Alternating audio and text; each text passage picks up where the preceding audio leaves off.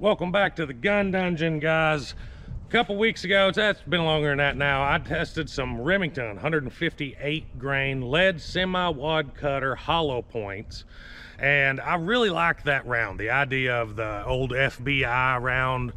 And in the comments, a lot of people said, oh, it has to be plus P. Well, we went about as plus P as you can go. We got the Buffalo Bore here. This is 158 grain 38 special plus P lead semi-wad cutter hollow point gas checked. So we have a muzzle velocity advertised at 1,000 feet per second. There is our bullet. Excellent looking bullet. No nickel case, just standard brass case. This looks like Starline brass from Buffalo Bore, as I said. Huge cavity on this thing, so I'm hoping we get good results. I'm gonna go ahead and tell you, they are plus P. They are not pleasant to shoot. If you saw the intro, you saw this little sucker shooting them downrange, and it is not pleasant out of this J-frame. So with it being a plus P load, I'm gonna use this J-frame, which is plus P rated. My 4-inch 38 special is an older pre-model 10. I don't shoot a lot of plus P through it, and I'm definitely not going to shoot these plus Ps through it because these are stout. So instead, I'm going to be using, for a long barrel version, this 4 5/8 barrel 357 Magnum. It is the Cimarron old school, but it's as close to a 4-inch barrel as I can get for these loads without putting it in something that could possibly damage the gun. I don't recommend shooting these loads in anything that is not marked plus P rated, or you know for sure isn't plus P rated or is plus P rated. So, because these are stout, guys. So we're gonna go ahead and get set up. We got Gel Block Jerry ready to ride the block.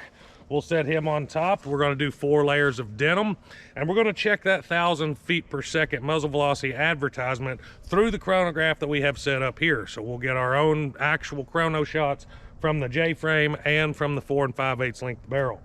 So I'll stop jibber jabbering and get set up, and let's take the first shot. We're going to use the J-frame first.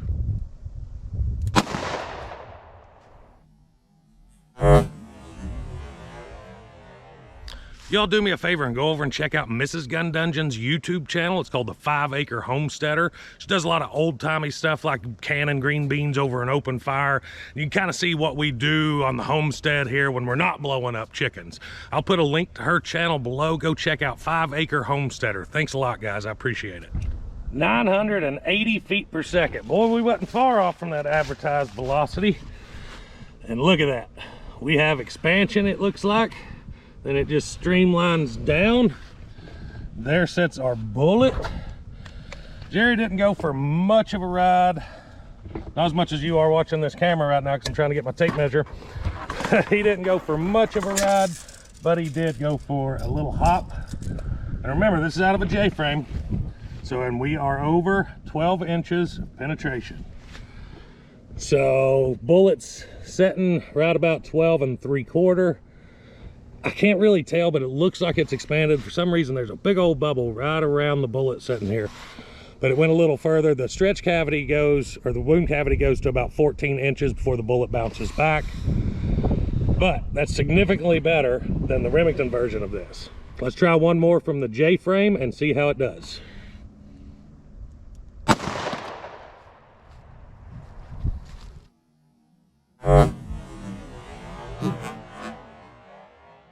(1,027 feet per second, more than advertised muzzle velocity. And there we go. Top track is our second shot. It kind of curves up a little bit. There sits our bullet. Bullet sitting right at 12 inches. I'm going to give it the 12 inches on that. And in this one, you can tell that it is expanded pretty good. Hopefully you can tell it. If not, we're going to take a look at them after this anyways.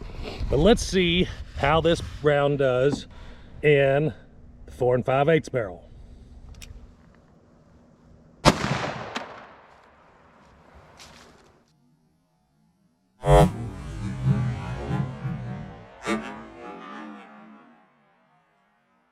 Well, like an idiot, I reached up and hit the wrong button and deleted it, but it was 1,076 feet per second.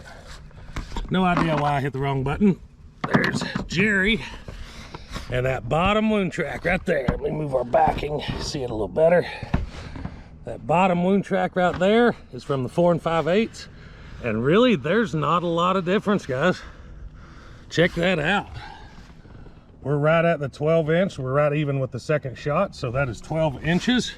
Again, and I can't tell much different. Matter of fact, I think the J-frame wound tracks, the two top ones, look better than the one from the longer barrel. And that's a pretty odd. Let's dig these out and take a look. All right, guys, here they are in the order they were shot. These two was from the J-frame. This is from the 4 5/8. It looks like it might be a little wider. The cavity, there's definitely not as much cavity left in the bullet as from the J-frame shots. You can see there's a little bit more cavity left in that one. Definitely a little bit more left in that one. But that is good expansion. You can see our gas check on the bottom of the bullets there. That's pretty good performance from a very, very old design, if you ask me. So there you go, guys. Snub nose, 4 5/8. Good performance from both. If you want a 158 grain bullet for your snub nose, this may be the one for you. Now let me reiterate, if this is the load you're going to carry, you better buy enough to train with it and shoot with it and see where your point of impact may be. I didn't check point of impact change from just target loads, but I'm sure there's going to be a point of impact shift with these. And also the recoil is not going to feel like 38 special target loads, not even close. These are not going to feel like even 110 grain plus P Hornady loads are not going to feel the same. These are stout. If you're going to carry them, make sure you can shoot them. Make sure you're comfortable with shooting them before you carry them. That's the only thing I have to say about this round in a negative manner. It's not really negative. It's just you are going to need to shoot this round and make sure you're comfortable with it before you carry it. Because as far as a carry load goes, I think it did great in both the longer barrel and the snub nose.